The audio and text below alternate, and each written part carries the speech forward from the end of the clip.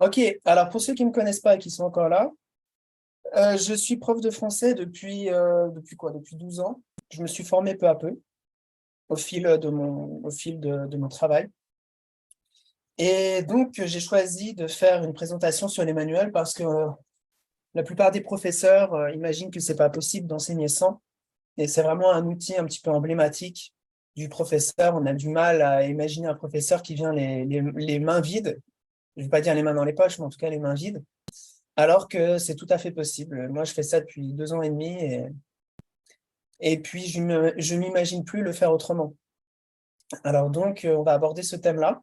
Je vais tout d'abord faire une petite mise au clair pour dire que quand on fait une présentation comme celle-ci, c'est-à-dire qui critique des pratiques qui sont répandues pour prêcher quelque chose de nouveau, on ne peut pas s'empêcher de tomber dans la caricature. Alors, il faut que vous sachiez que quand je vais faire référence à des méthodes classiques, quand je vais parler de pédagogie traditionnelle, je veux dire que tout n'est pas mauvais.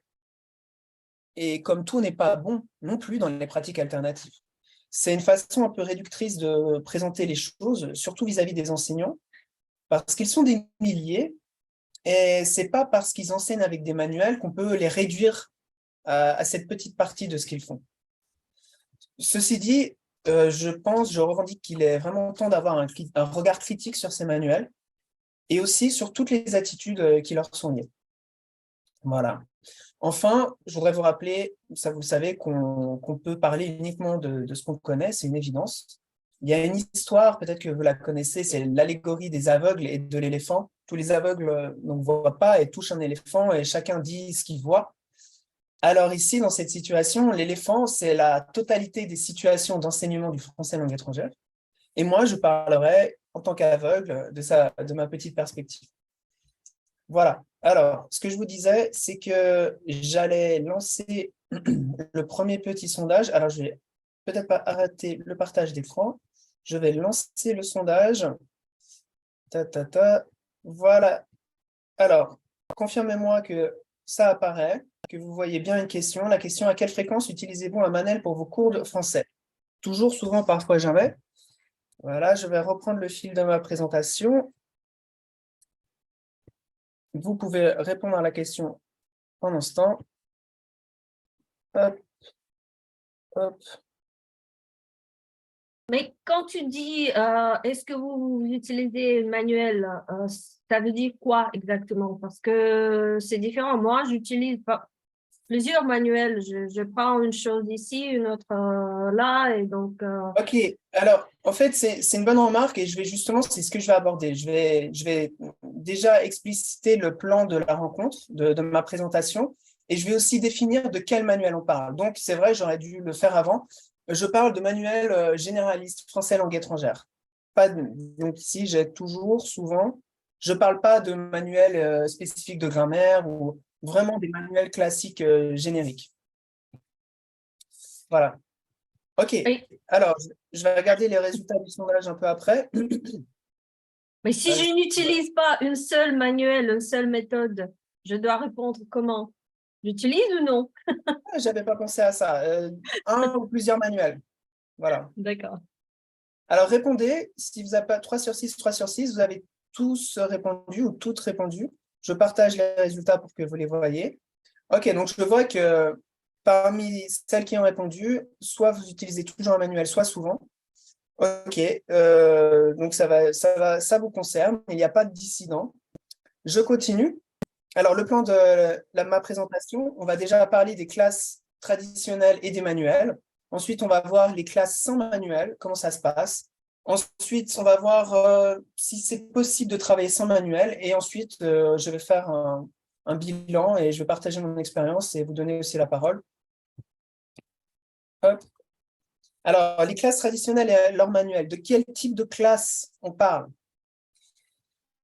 Alors, il y a énormément de situations d'enseignement-apprentissage différentes, et c'est pour ça qu'il faut déjà préciser de quel type de classe on parle, de quel manuel on parle, puis après on va regarder donc, la structure de ces manuels, les théories sous-jacentes, et les activités types et les théories sous-jacentes qui justifient ces activités. Alors, donc, en fait, je vais prendre comme référence parce que c'est mon expérience, une classe d'adultes apprenant de français langue étrangère. La plupart des apprenants que j'ai eus sont russophones. Ça aussi, c'est une caractéristique importante. Ces apprenants sont des clients, comme je le disais tout à l'heure, c'est-à-dire ils ne sont pas obligés d'assister aux cours, la plupart le font pour leur plaisir. Et je vais partir du principe qu'il y a beaucoup d'éléments dans cette présentation qui pourraient s'appliquer à d'autres publics, c'est-à-dire d'autres nationalités d'apprenants avec d'autres tranches d'âge.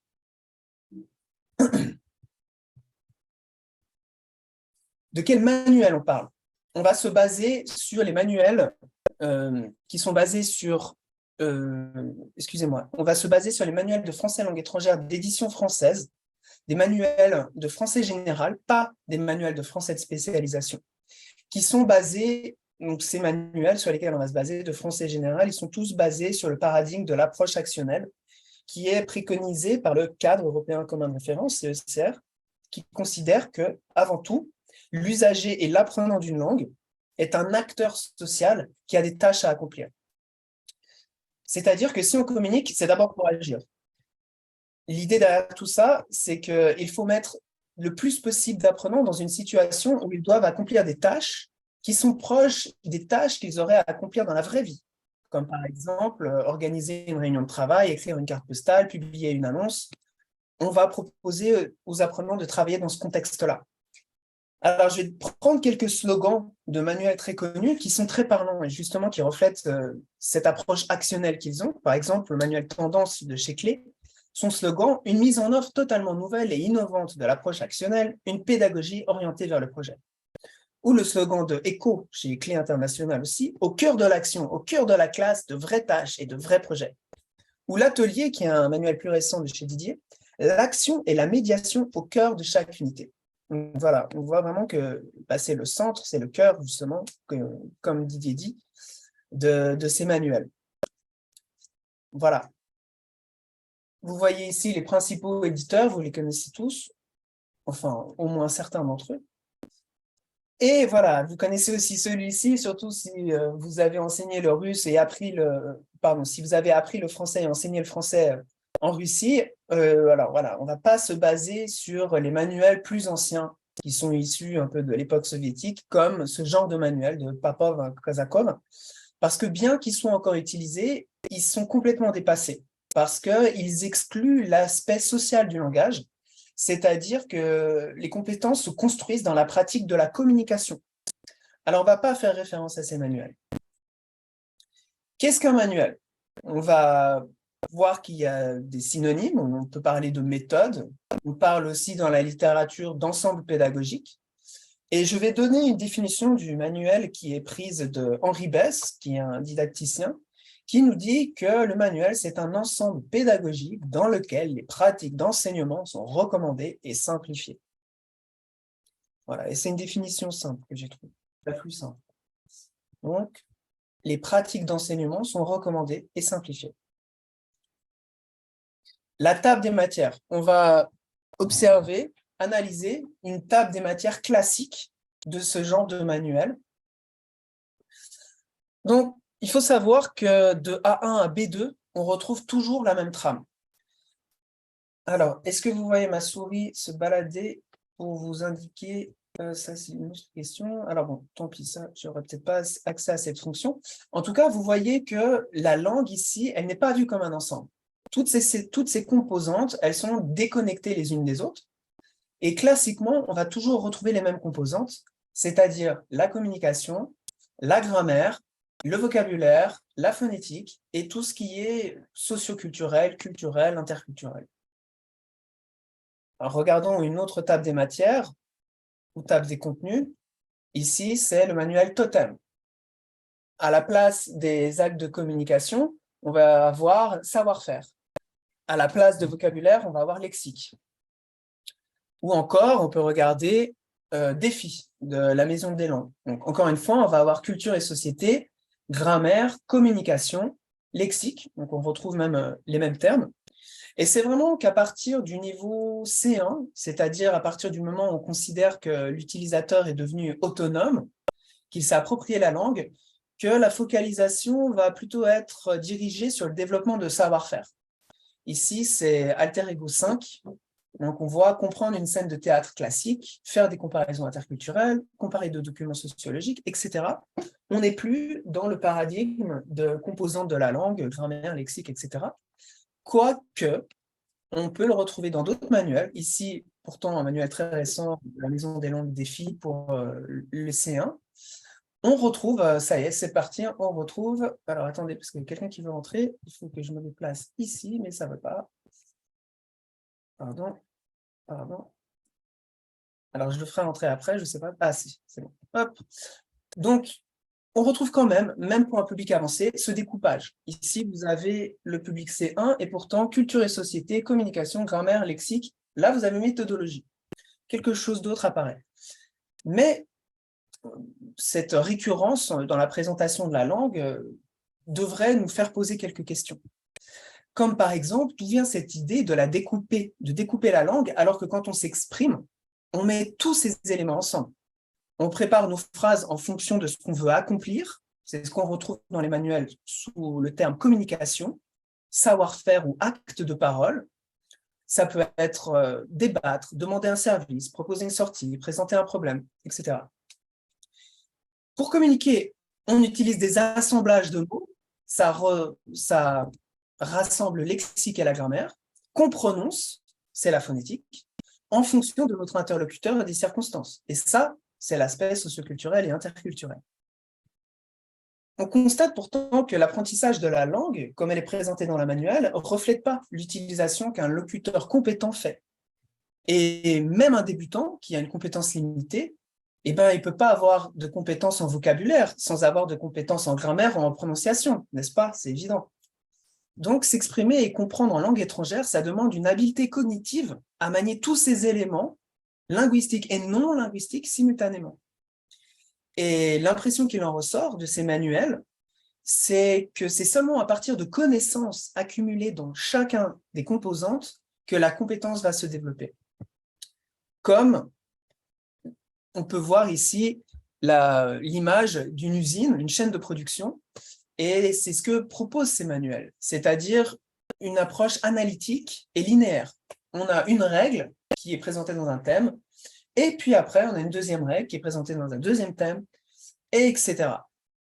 On va donc de la partie vers le tout, ou du local au global, et en ligne droite, comme sur une chaîne de production. Il y a une théorie sous-jacente qui influe tout ça, c'est celle de la grammaire générative de Chomsky. Si on la modélise, on va retrouver ce genre de schéma et appliquer cette vision de la langue appliquée à l'enseignement, et bien finalement, ça donne que la langue est un ensemble de règles à connaître et à appliquer. Voilà. Maintenant, on va attaquer la structure d'une unité. Donc, on avait vu la table des matières. Et à l'intérieur des unités, on retrouve aussi toujours le même genre de schéma. On a d'abord la présentation d'un document déclencheur, qui peut être écrit, audio ou vidéo. Ensuite, on a une étape de conceptualisation d'un point linguistique. Ça peut être un point grammatical, lexical, fonctionnel, socioculturel. Après, on a une phase d'exercice, décontextualisé pour réemployer ce qu'on a conceptualisé dans l'étape précédente. Et enfin, on a des activités de production orale et écrite. Là, c'est le guide pédagogique de Totem. Alors, c'est écrit en tout petit, mais en fait, vous avez la première partie qui est comprendre, c'est ce que je vous disais, c'est la présentation d'un document déclencheur, conceptualiser, ensuite on a s'exercer, avec les exercices de réemploi, et produire. On retrouve toujours ces grandes étapes dans les manuels, avec, c'est vrai, quand même quelques légères nuances d'une méthode à l'autre, mais c'est surtout des nuances au niveau des termes. Si on creuse un petit peu, on retrouve les mêmes principes. Alors, les activités, quel genre d'activités on va avoir? Le document déclencheur, ici j'ai choisi quelques exemples, qui sont tirés de manuels quand même assez récents, hein. On a l'atelier de chez Didier, le nouvel édito de chez Didier, Alter Ego d'Hachette. C'est ce que je vous disais, sur le document de gauche, vous avez un document vidéo, En haut à droite, vous avez un document écrit, et puis vous avez en bas à droite un document audio avec les petits icônes du CD. Donc le document déclencheur, c'est ça. L'étape de conceptualisation, elle peut être lexicale, ça c'est défi 2. Elle peut être grammaticale, avec un corpus qui est tiré des documents déclencheurs, généralement. Et à partir de ce corpus, on en déduit une règle, donc de façon inductive, dans les manuels récents, et après on s'entraîne. Vous avez ici, je ne sais pas si vous voyez, entraînement donc pour les exercices. Et puis d'ailleurs, vous avez aussi, après, ce qui suit, la production orale. Donc ça, c'est la conceptualisation grammaticale. Et puis, vous avez la conceptualisation fonctionnelle, c'est-à-dire comment on fait pour présenter quelqu'un. Qu'est-ce qu'on va dire, par exemple? Donc, ça va être des groupes de mots, ça va être un peu des formules. Voilà. Et les activités de communication, qu'est-ce qu'on a? On a, par exemple, écrivez, alors, faites 2 équipes. Une personne de votre équipe mime un métier, l'autre équipe devine le métier, donc là, il n'y a rien de linguistique. Ensuite, écrivez le métier de chaque personne dans la classe au tableau. Quels sont les métiers les plus représentés? Dans la classe, nanana. Exercice suivant, en petit groupe, présentez-vous à l'aide des étiquettes. Puis, une autre personne se présente et répète vos informations. Donc ça, c'est ce type d'activité dite de communication qu'on a dans les films. Ici, c'est écho. Alors, c'est un peu différent. On a des jeux de rôle ici, qui sont appelés simulations avec des scènes. Jouez la scène avec votre voisin. Vous retrouvez un ami que vous n'avez pas vu depuis longtemps. Et il faut jouer ça. D'autres types d'activités, ici, c'est inspire, d'achète. Donnez votre avis sur un projet public.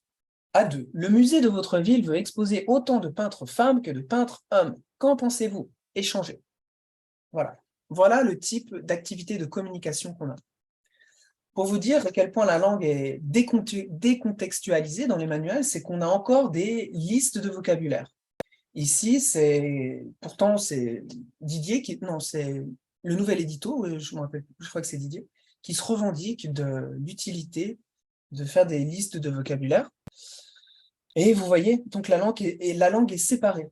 On a le vocabulaire et après, regardez, phonétique. Alors, quelle est la théorie derrière tout ça? Et là, on va plutôt aborder un aspect qui est cognitif.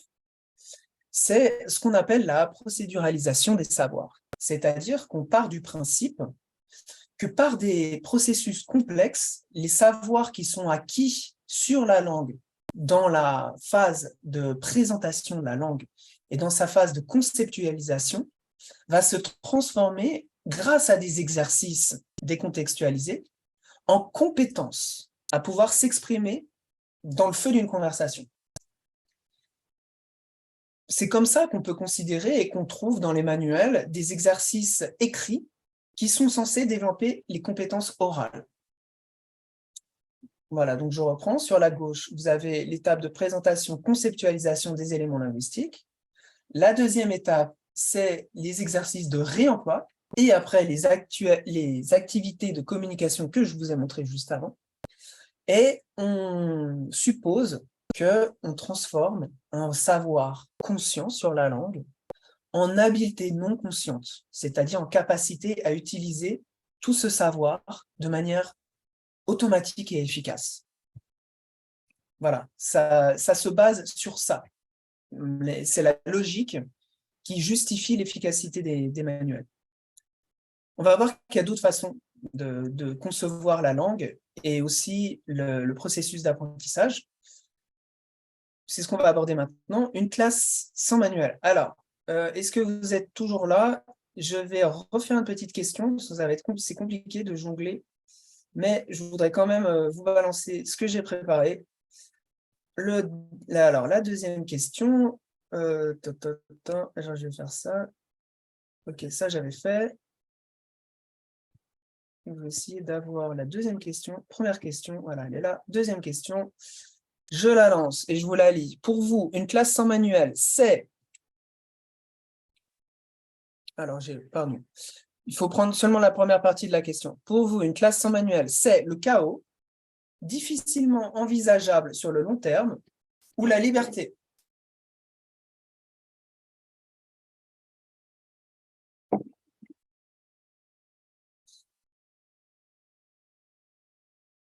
Okay, c'est intéressant de constater qu'au début du sondage, personne n'utilisait, enfin tout le monde utilisait des manuels, personne n'en utilisait pas, et pourtant, quand je vous demande pour vous une classe sans manuel C, il y en a qui répondent la liberté. La plus grande partie des réponses tombe là-dessus.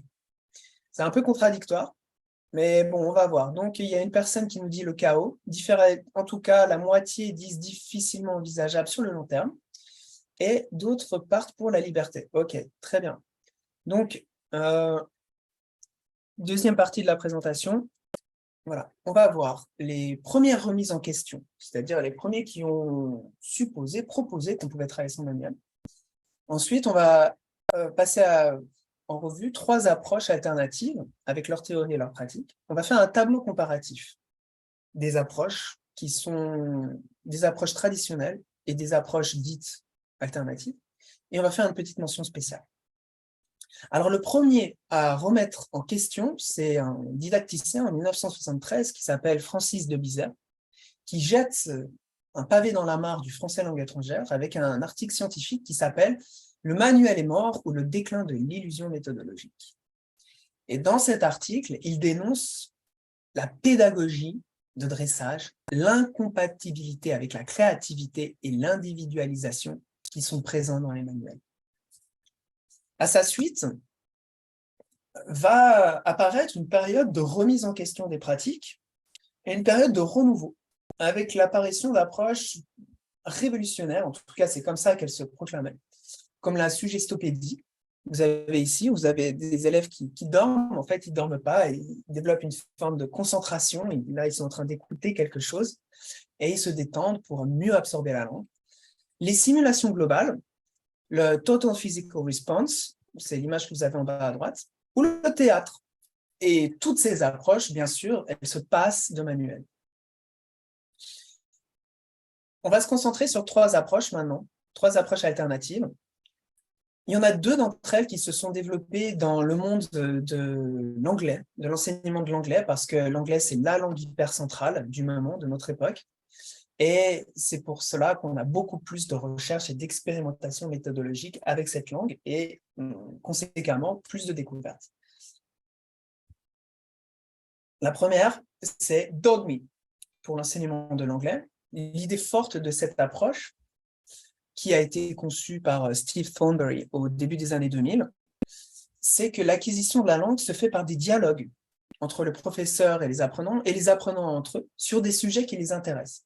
Alors, ça peut paraître, rien de nouveau, mais c'est l'application de ce principe, de cette maxime qui est vraiment différente. Parce qu'on va voir aussi un peu plus tard que les manuels classiques se revendiquent justement de développer la communication, mais dans leur application, dans leur actualisation concrète, on ne retrouve pas ça. Vous voyez le petit schéma qu'il y a par rapport au dogme, mais c'est ici, donc sur la droite, vous avez le dogme, il passe directement, le prof s'adresse directement aux étudiants sans passer par des ressources. Bien qu'il préconise aussi des ressources, mais en tout cas, pas des ressources qui sont fixées à l'avance comme on peut trouver sur un manuel. La deuxième approche qu'on va voir, c'est le TPRS, c'est Teaching Proficiency Through Reading and Storytelling. Ça a été développé dans les années 90, et ce qui est intéressant avec cette approche, c'est qu'elle a été popularisée depuis le milieu enseignant, qui revendiquait qu'avec cette approche, que c'était avec cette approche qu'ils obtenaient les meilleurs résultats.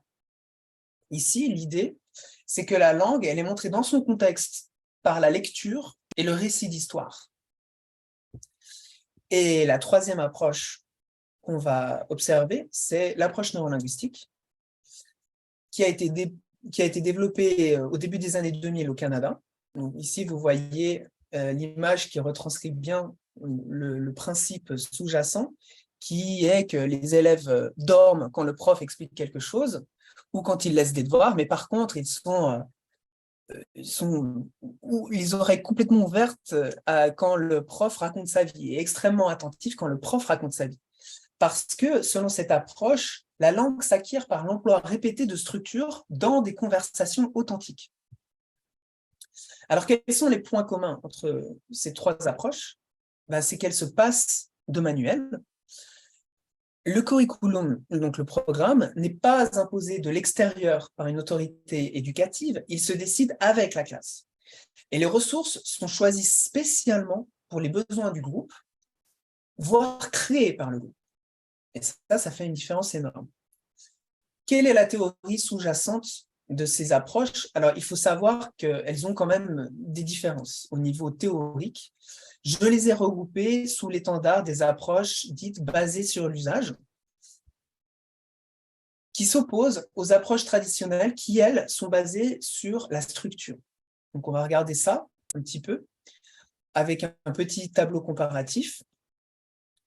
Donc, vous avez dans la colonne de gauche le type d'approche et vous avez les deux types de méthodes à l'étude ici, c'est-à-dire la méthode traditionnelle qu'on appelle basée sur la structure et les approches alternatives basées sur l'usage. Les premières s'appliquent avec un manuel, très souvent. Les secondes, sans manuel. Les premières, c'est-à-dire l'approche traditionnelle, sont les plus répandues, alors que les approches alternatives sont marginales. Comment ces deux approches voient la langue? Là, on va rentrer un petit peu dans l'aspect technique de la présentation. On va parler un petit peu des approches basées sur l'usage, ou plutôt, je vais plutôt reprendre le tableau, tout simplement, en vous disant que les premières, c'est-à-dire les approches qui sont basées sur la structure, ont pour finalité la langue, c'est-à-dire la langue est vue comme une finalité, alors que dans les autres, la langue est vue comme un moyen de communiquer. Dans la première, la langue est vue comme un système d'unités interconnectées. Je dis bien d'unités. C'est des phonèmes, des morphèmes, des catégories lexicales, des phrases verbales, des phrases nominales. Alors que dans la seconde, la langue est vue comme un réseau complexe et dynamique de construction. Ce qu'on appelle Form Use Meaning Mappings, c'est-à-dire une correspondance entre la forme, le sens, en fonction d'un contexte. Dans les approches traditionnelles, la langue est vue comme analytique, c'est-à-dire par sous-système de blocs de construction qui sont des sources de connaissances linguistiques. Alors que dans les approches alternatives, la langue est vue comme holistique, c'est-à-dire que les phrases conventionnelles sont des sources de connaissances linguistiques. C'est un petit peu théorique, c'est pour ça que je vais zoomer sur ce schéma. Voilà, on va prendre un exemple, c'est en anglais. La conception traditionnelle, analytique, va découper la phrase. You kick the ball. You, c'est un pronom singulier, deuxième personne. Kick, c'est un verbe conjugué avec la deuxième personne du singulier. The ball, ou du pluriel. The ball, c'est un nom défini.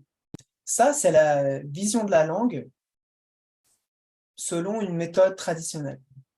Alors qu'une méthode alternative va considérer la langue de façon holistique, c'est-à-dire globale, pas séparée, et va plutôt considérer des énoncés, comme « kick the ball »,« you kick the ball ».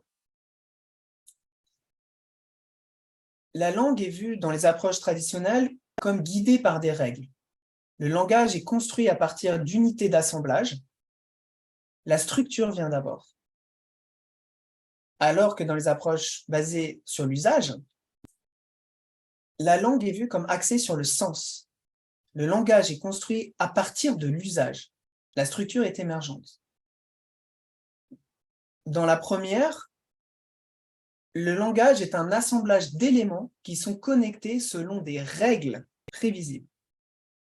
Dans l'approche par l'usage, le langage possède un éventail de constructions pour lesquelles des modèles similaires émergent. Voilà, c'est un petit peu théorique, mais il fallait vous en parler. Donc voilà, je pense que vous l'avez vu. Je vais aussi parler du développement chaotique des compétences. Parce qu'on l'a vu, pour les méthodes traditionnelles basées sur la structure, la langue se développe de manière linéaire. On passe d'une unité à l'autre, et c'est comme ça qu'on progresse dans la difficulté. Dans les approches basées sur l'usage, la langue se développe de manière chaotique. Je ne sais pas si vous arrivez à voir.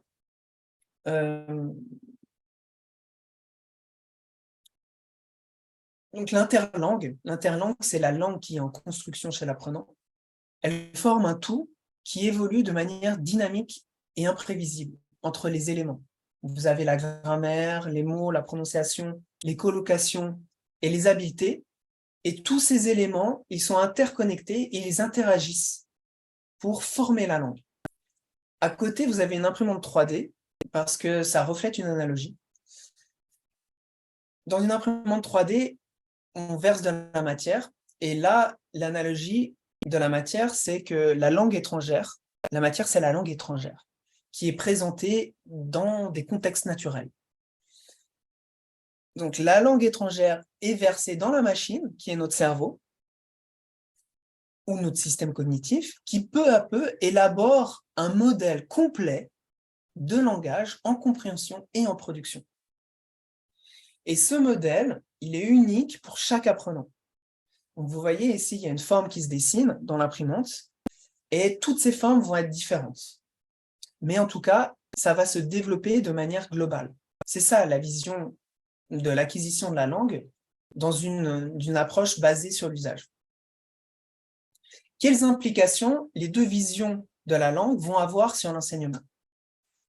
Dans le premier modèle, on va avoir une exposition qui est faible à la LC, c'est la langue cible. Dans le second, on va fortement exposer les apprenants à la langue cible. Dans le premier, on va, comme je vous l'ai dit tout à l'heure, on part de la partie, on va vers le tout. Dans le second, c'est l'inverse. On va du tout vers la partie. On développe une compétence générale pour après se focaliser sur un point particulier de la langue. Dans la première vision, les implications sur l'enseignement sont qu'il faut apprendre des règles, alors que dans le second, c'est favoriser l'exposition fréquente à des énoncés significatifs et nécessaires pour apprendre la langue. Dans le premier cas, l'enseignement est explicite, les règles doivent être expliquées, pratiquées et corrigées. Dans le second, implicite. Les modèles sont déduits implicitement. Dans le premier cas, les règles sont apprises du plus simple au plus complexe, avec des explications et des exercices sur des modèles. Dans le second, les constructions s'utilisent et s'automatisent avec la répétition et la réutilisation dans des contextes de communication authentique différents. Dans le premier, on trouve des activités artificielles ou mécaniques, comme des exercices. Dans le second, on ne fait que de la communication authentique. C'est pour ça qu'avec une méthode basée sur la structure traditionnelle, les cours peuvent être longs, parce qu'ils sont plutôt basés sur le savoir, alors qu'on va donner l'avantage, avec des approches basées sur l'usage, à la répétition. On va par exemple considérer que 3 fois 30 minutes, c'est beaucoup mieux que 90 minutes d'un coup. Une mention spéciale, comme je vous disais, pour l'approche lexicale, qui est développée dans l'enseignement de l'anglais. C'est une approche qui est populaire en Russie, et donc une approche basée sur l'usage qui a recours au manuel. Donc, cette approche, en fait, est un petit peu à mi-chemin, à la croisée des chemins, parce que sa vision s'inspire d'une approche basée sur l'usage, mais elle a recours au manuel. Voilà. Alors, on va passer dans la troisième partie. Je vais voir si vous êtes toujours là en lançant une petite question. Est-ce que vous êtes toujours là? Je ne sais pas. Hop. Troisième question. Hop.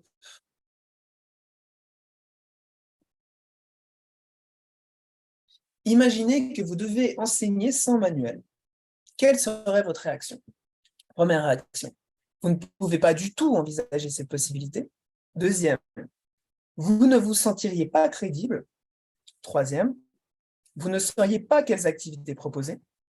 Quatrième, vous aurez peur de passer trop de temps à la préparation d'activités de substitution. Et dernière possibilité, vous sauriez quoi faire. Non, je le lance. Très bien. Alors, vous pouvez continuer à répondre. On va étudier, on va analyser vos réponses dans un instant. Je vous présente la troisième partie de ma présentation. Travailler sans manuel, un grand défi. On va d'abord étudier la typologie des relations enseignant-manuel. Ensuite, on va voir quelle est la différence, ou s'il y a une différence entre l'éclectisme méthodologique et le bricolage pédagogique. Et ensuite, on va voir les avantages de travailler avec une approche spécifique, d'être formé à une approche spécifique. Alors, les résultats, donc 10 personnes ont voté. Je vais les publier. Ici, j'arrête le sondage. Je publie. Donc, on peut voir que la plupart d'entre vous sauraient quoi faire. D'autres auraient peur de passer trop de temps à préparer les activités. 3 personnes sur 10 ne se sentiraient pas crédibles et 1 personne sur 10 ne peut absolument pas envisager cette possibilité. Très bien. Alors, je vais fermer ça. Et donc, on va attaquer la typologie des relations enseignant-manuel. Alors, il y a 3 modèles de réaction au manuel. Le premier, c'est le professeur qui va se conformer à la prescription méthodologique, c'est-à-dire qu'il va simplement suivre le manuel. La deuxième réaction, c'est le refus de l'objet ou de l'approche proposée. Et cette réaction a elle-même 2 conséquences. Enfin, pas 2 conséquences, mais 2 types d'attitudes. Le premier type d'attitude, c'est de dire qu'en fait, il n'y a pas de modèle, que chaque cours est une aventure à inventer. Et le second, c'est de simplement nier l'objet du manuel, de le dénigrer, voire de le détruire. Et le troisième type de réaction à ce modèle, c'est l'appropriation libre et créative du manuel qui aboutit à une co-construction de l'objet à partir d'une analyse de la valeur et de la limite de ce qui est proposé. C'est un petit peu complexe. Ça veut simplement dire que les gens adaptent le manuel en fonction de ce qu'ils trouvent pertinent ou non. Alors, pour ces personnes, on va creuser un petit peu. Et je vais... Alors, est-ce que je vais citer... Bon, allez, je vais citer ce didacticien français très connu, Henri Besse. Donc, à l'attention des professeurs qui adaptent le manuel. Une classe, pour peu que l'enseignant y soit plus attentif à ses étudiants qu'au manuel utilisé, n'est que rarement une stricte application de celui-ci. Il est rare que l'enseignant suive le manuel ligne à ligne. Il peut en sauter certains exercices, en modifier l'ordre, avoir recours à des procédés qui n'y sont pas prévus. Et quand il reprend ceux qui y sont préconisés, il les met pédagogiquement en œuvre à sa façon, en y engageant sa sensibilité au moins autant que ses connaissances. Il s'ensuit que ce qui se passe dans une classe relève moins du manuel utilisé que de l'art qui le met pédagogiquement en œuvre. Art analogue parfois à celui d'un artiste, le plus souvent à celui d'un artisan. Ça veut dire qu'en fonction de ses aptitudes personnelles, le professeur modifie le parcours d'apprentissage à sa façon. Et ça, on va voir que ça fait ressurgir le problème de la formation des professeurs. On peut se demander, est-ce qu'il existe des formations qui enseignent à savoir adapter un manuel?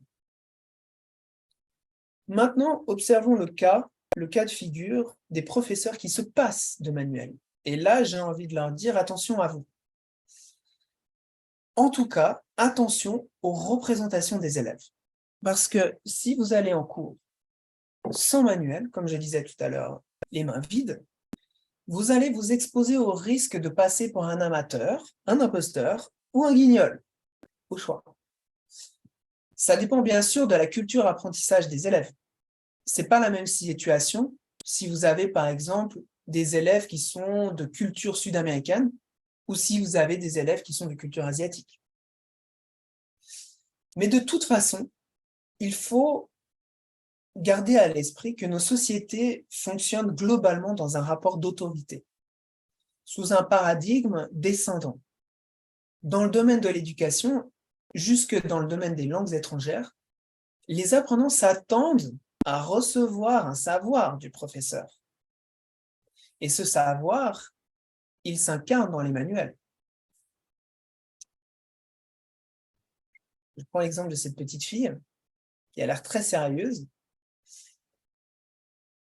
pour vous dire que si vous vous mettez au niveau des apprenants, C'est-à-dire si vous n'avez pas cet intermédiaire qui est le manuel entre vous et eux, vous allez être à leur niveau et vous allez plus faire sentir votre statut de professeur, votre statut social.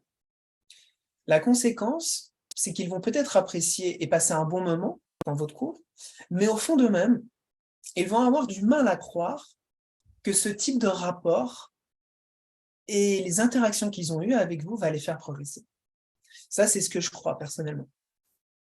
Au contraire, au fond d'eux-mêmes, ils vont en déduire qu'ils n'ont rien appris et qu'ils vont nulle part. Et je pense que ça vient des traces que l'école a laissées chez la plupart d'entre nous, qui nous font associer de façon un peu masochiste l'apprentissage et la douleur. Le professeur ne peut pas être au même niveau qu'un élève. À ces personnes qui n'utilisent pas de manuel, on peut faire remarquer quelle est la différence. Est-ce qu'il y a où se trouve la frontière entre l'éclectisme méthodologique, qui sonne très bien, et le bricolage pédagogique. Parce que certains professeurs ressentent un flot de liberté et de créativité quand ils ne travaillent plus avec le manuel. Et donc, qu'est-ce qu'ils font? Ils vont mélanger tout ce qu'ils trouvent. Ils vont choisir un document sur Internet, ils vont faire une activité tirée d'un manuel, ensuite, ils vont enchaîner avec une autre activité qu'ils ont tirée d'un autre site, et ils vont finir, par exemple, avec une chanson ou un jeu de société. Et ils vont appeler ça, ou en tout cas certains d'entre eux, de l'éclectisme méthodologique, et ils vont mettre en avant un cours toujours renouvelé, qui permet de passer en revue tous les aspects d'une question. À ces professeurs qui ont ce type de pensée, j'ai envie de leur dire que tout professeur consciencieux devrait s'imaginer comment ce qu'il fait passerait aux yeux de deux publics, les experts véritables de la didactique et les yeux des apprenants. Parce qu'aussi bien l'expert que l'apprenant, il pourrait voir dans ce soi-disant éclectisme méthodologique du bricolage, avec toutes les connotations négatives que ça implique. Donc, si le prof ne dispose pas d'une grande connaissance méthodologique pour pouvoir sélectionner sciemment ses outils et ses activités de substitution, il va s'exposer au risque de briser la cohérence du parcours pédagogique qui est proposé dans un manuel, qui est un peu comme sa sécurité. Alors, on a vu que savoir si les parcours des manuels sont cohérents et efficaces, c'est une autre question. Mais en tout cas, les élèves, eux, ils voient une cohérence. Et il y a une cohérence.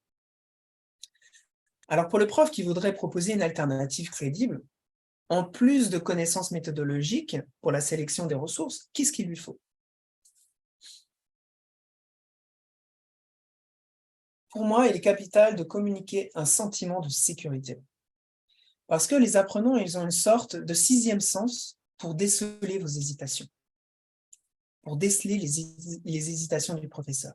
Même si vous êtes un excellent acteur, si vous ne savez pas ce que vous faites, les apprenants vont douter et ils vont se demander immédiatement pourquoi ils sont là. Ce qu'il faut vous rappeler, c'est que, sauf exception, les apprenants, ils n'ont pas de connaissances sur les méthodologies des langues étrangères, mais ils vont sentir que vous sortez du cadre de ce qu'ils attendent. Et dès que vous sortez du cadre, ils vont vous avoir à l'œil. Alors, si vous vous sentez capable de sortir des sentiers battus et d'enseigner sans manuel, je vous conseille de convaincre vos élèves que vous ne faites pas n'importe quoi, en expliquant par moments, ou en tout cas dans les grandes lignes, le pourquoi de ce que vous faites. Il faut qu'ils sentent que ce que vous faites, ça appartient à un système. Ça possède une logique ou une structure.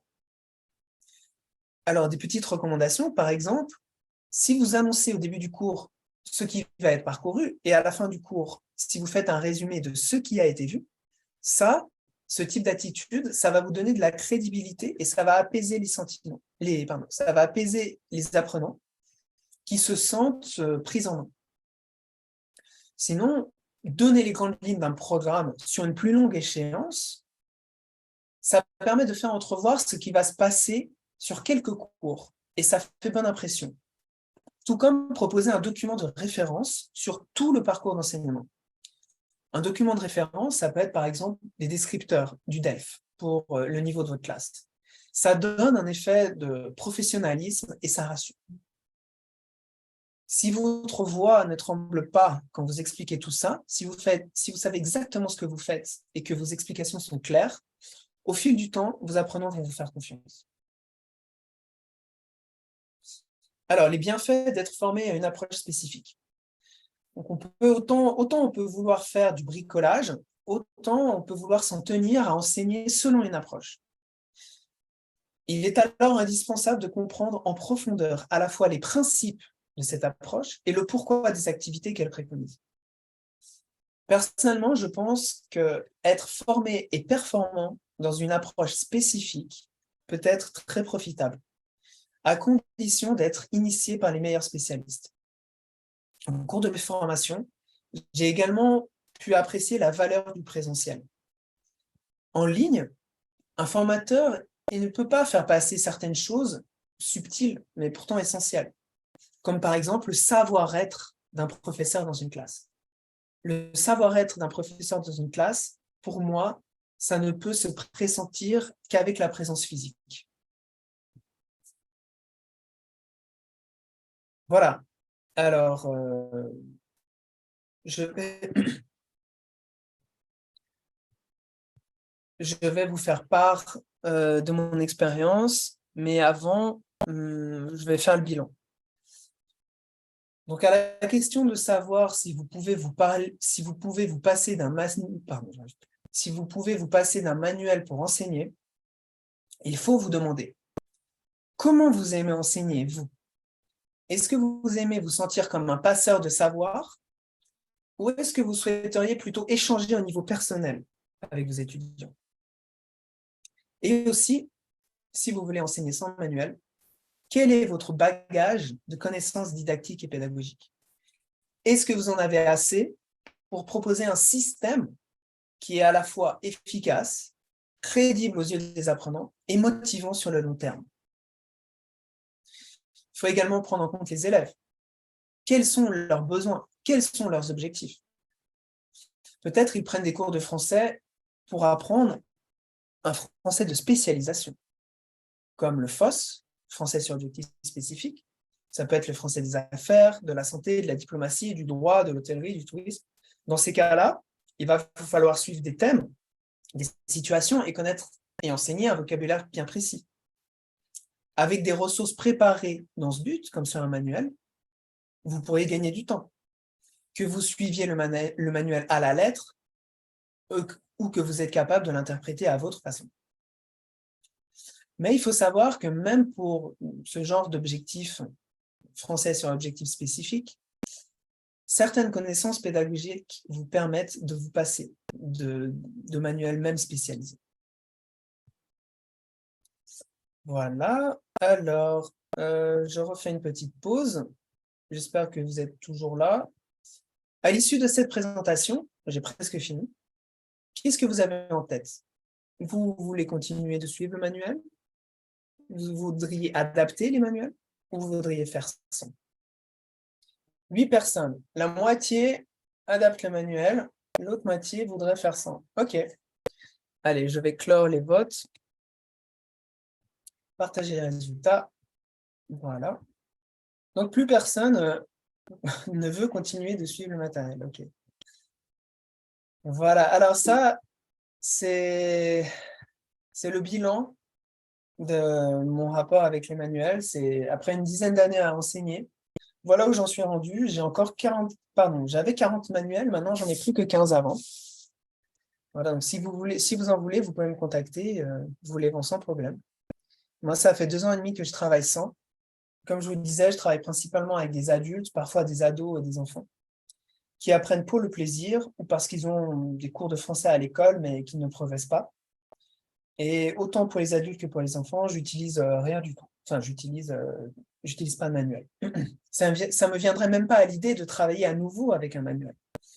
Mais ce que j'espère, ce qu'il faudrait que je sache ultimement, c'est est-ce que ça viendrait à l'idée, est-ce que ça viendrait pas non plus à l'idée de mes apprenants de demander un manuel? Est-ce que eux, ça leur convient, cette façon de travailler? Et si j'ai pu me libérer de manuels, je considère aujourd'hui comme une contrainte, comme un obstacle à la communication, c'est parce que j'ai pu remettre en question ce que je concevais de l'enseignement et de l'apprentissage des langues étrangères, et aussi parce que j'ai expérimenté. Si vous prenez le risque d'expérimenter, je pense que vous allez progresser dans votre pratique. Et d'ailleurs, j'expérimente toujours.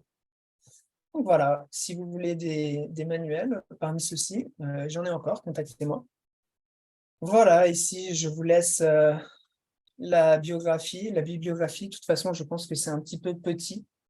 Je ne sais pas quelle est sa taille. Je me suis servi de ces études pour faire cette présentation. Et puis, ben, il nous reste 12 minutes environ. Donc, c'est bien, je suis vraiment content. J'ai pu faire le tour sans avoir à me presser, grâce à Anna qui a fini assez tôt. Je vous mets le lien vers la page du site et je suis disponible pour répondre à vos questions et discuter avec vous.